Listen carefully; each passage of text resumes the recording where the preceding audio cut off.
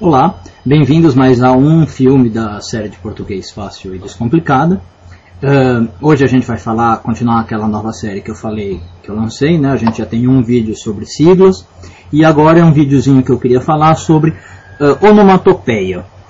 Bom, o nome é meio feio, onomatopeia, pode ser que tem gente que não lembre muito bem o que é, mas basicamente onomatopeia é a tradução de um som, né? Toda língua possui onomatopeias, o português também, não é exceção. E o que eu queria falar hoje sobre as onomatopeias é como elas variam de acordo com as diferentes línguas e como isso é interessante, no mínimo curioso, né?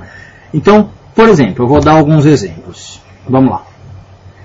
Alguns exemplos de onomatopeia não são nada muito excepcionais, tá? Por exemplo, a vaquinha, a simpática vaquinha em português, muge, mu, ok? Em italiano ela também faz mu, em francês ela faz mu, né, com biquinho, e escreve-se assim. E em alemão ela faz mu, um pouquinho mais grave, né, e com dois Hs. Mas nada que nos surpreenda, a gente entende, né, que ela muge igual em todos os lugares. Mas agora começamos a ver umas onomatopeias desse tipo, quer ver? Como é que uma rã coacha em português? A maioria das pessoas poderia assim, né? Croc, croc, talvez sem o A, croc. Tá? Agora, o que dizer de uma rã na Hungria que coacha brekkeke? Brekkeke. Curioso, não é?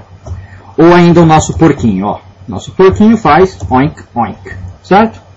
Agora, o que dizer do porquinho da Catalunha que fala GNY, eu nem sei como é que se pronuncia, GNI.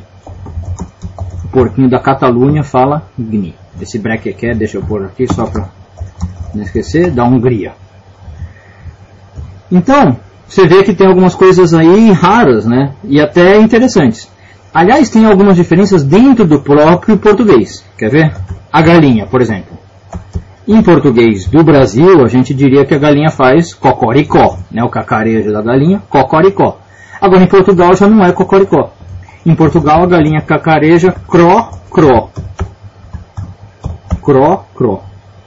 E pior ainda, olha na Rússia. Kut, kudaj. Russo.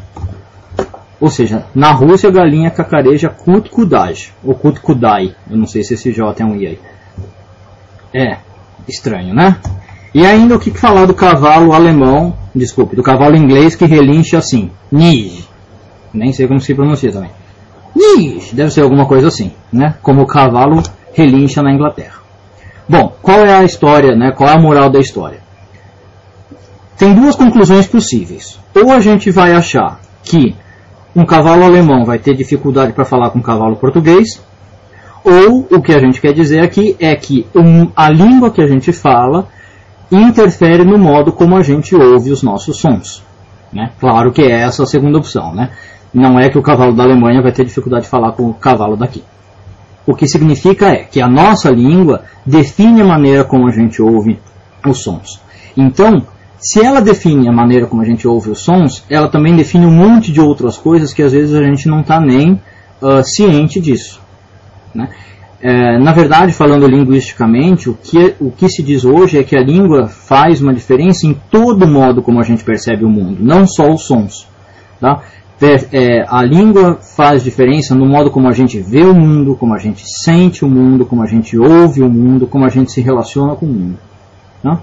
Então, esse não é um assunto assim muito ligado só ao português, não é muito de concursos públicos, por exemplo, né? Não é gramática, mas é um assunto interessante para a gente pensar, né? Como é que a nossa língua molda a nossa visão de mundo, literalmente. Ok? Vejo vocês no próximo vídeo. Até mais.